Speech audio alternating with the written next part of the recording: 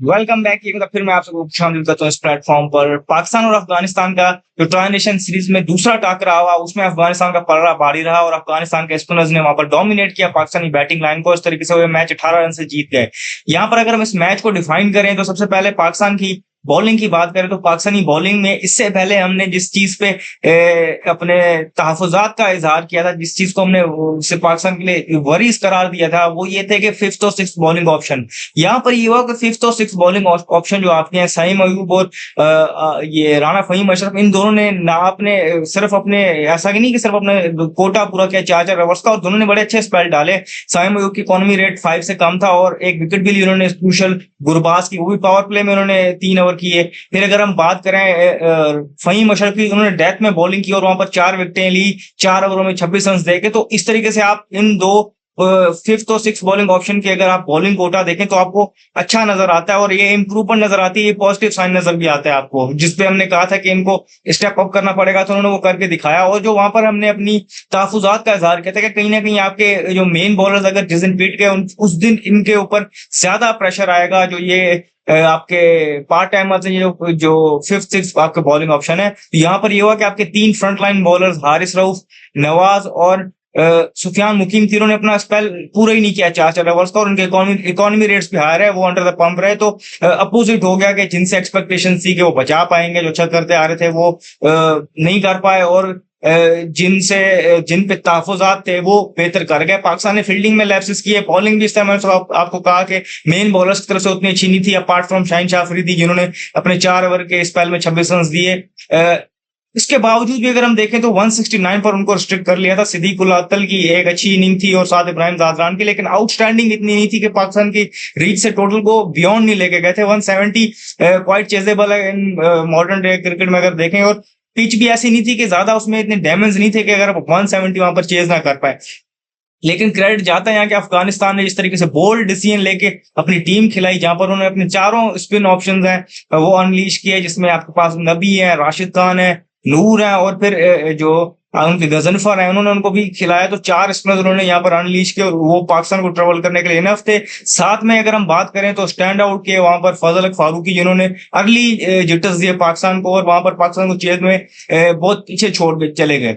फिर यहाँ पर अगर हम इस चीज को देखें तो कहीं ना कहीं ये चीज है कि ऐसा नहीं है कि जिस तरीके से लोगों ने शुरू कर दी है, और आप टाइमलाइन देखें तो वहां पर कुछ लोग हैं जो कंटिन्यूअसली फिर वेट में बैठे होते हैं, एक विकेट गिरती है और उनकी पहली पोस्ट होती है मिसिंग रिजवान बाबर मुश्किल पिचेस पे। ये बड़ा टॉपिक है, इससे पहले भी मैं बात कर चुका हूं कि उनका स्पिन के रिकॉर्ड अगेंस्ट इन स्पिनर्स अगेंस्ट रिकॉर्ड कैसा है और वो मुश्किल कंडीशन में कैसा खेलते हैं, सारी चीजें मैं पहले डिफाइन कर चुका हूँ। लेकिन कहने का मकसद ये है कि जो जेन्युइन फैंस हैं, जो फॉलो करना चाहते हैं गेम को, जो पाकिस्तान क्रिकेट की बेहतरी देखना चाहते हैं, उनके लिए ये चीज इस तरीके से इसको देखें कि रीबिल्ड हो रहा है। वही अगर ऑप्शन ऑलरेडी फ्लॉप हो रहे हैं, जो स्ट्रगल कर रहे हैं, उनको वापस ला के अगर वहीं खड़ा करेंगे तो अगर हम बात करें तो जहां से शुरू हुए थे फिर वहीं खड़े हो जाएंगे। यहाँ पर आप नई चीजें ट्राई कर रहे हैं। पहले मैच में उन्होंने इन्हीं बैटर्स ने 180 प्लस किया था इसी बॉलिंग लाइन के अगेंस्ट, आप 150 तक भी पहुंच गए हैं। बेशक हारिस रऊफ की लेट जो इनिंग थी उसकी वजह से, लेकिन 150 कर गए और 18 रन सिर्फ मैच हारे हैं। अगर वो अपनी गलतियों से सीखते हैं, और इनको सीखना भी चाहिए, जिस तरीके से 7 ओवर से लेकर 17वें ओवर तक बाउंड्री नहीं लगी थी और बिल्कुल बीच में शैल में चले गए थे। सलमान आगा वाला जो रनआउट था वो क्रूशल था, और वो कहीं ना कहीं अगर आप उसको हाइंडसाइड में देखेंगे, अगर आगा सलमान वहां पर रन आउट ना होते तो शायद वो जिस तरीके से पिक कर रहे थे उन स्पिनर्स को, जिस तरीके से उनके अगेंस्ट खेल रहे थे, तो वो रिजल्ट चेंज भी हो सकता था। सन नवाज स्पिन को अच्छा खेलते हैं, वो उस तरीके से अभी तक क्वालिटी जब स्पिनर सामने है अभी तक उनको वो उस तरीके से डोमिनेट नहीं कर पाए। लेकिन इसका ये मतलब नहीं कि उनके पास वो स्किल नहीं है, उनके पास वो स्किल मौजूद है। थोड़ा सा टाइम देना है, थोड़ा सा पेशेंस रखना है, आपको अपने अंदर पेशेंस रखना है, इन प्लेयर्स के साथ इनको चांस देना है। ऐसे ही नहीं अपनी तनकीद के घोड़े खोल देने हैं और फिर एजेंडा और उसमें नहीं आना। आपने ये चीज देखनी है। देखें, हम तनकीद कर रहे हैं कि ये नहीं खेला इतना अच्छा, एक सरेंडर नजर आया उनकी स्पिन बॉलिंग अटैक के सामने और बॉलिंग अटैक के सामने इन पर्टिकुलर। लेकिन इसका मतलब ये नहीं है कि हम बेजा तनकीद करना शुरू कर दें और कहना शुरू कर दें कि भाई तबाही और बर्बादी है।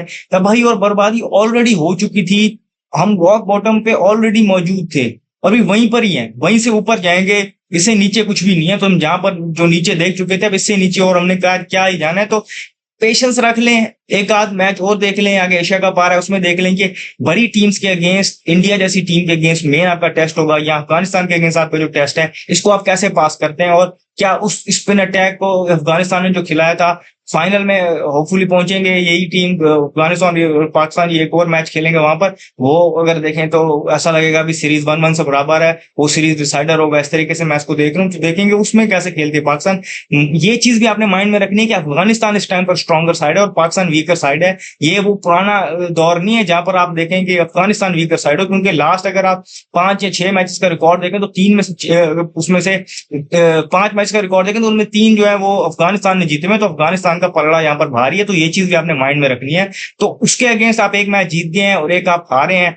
आप जो जीते हैं वो बड़े अच्छे तरीके से जीते हैं, हारे हैं जो एट द एंड अगर हम देखें तो वो कवर अप हो गया, सिर्फ 18 रन से हारे हैं।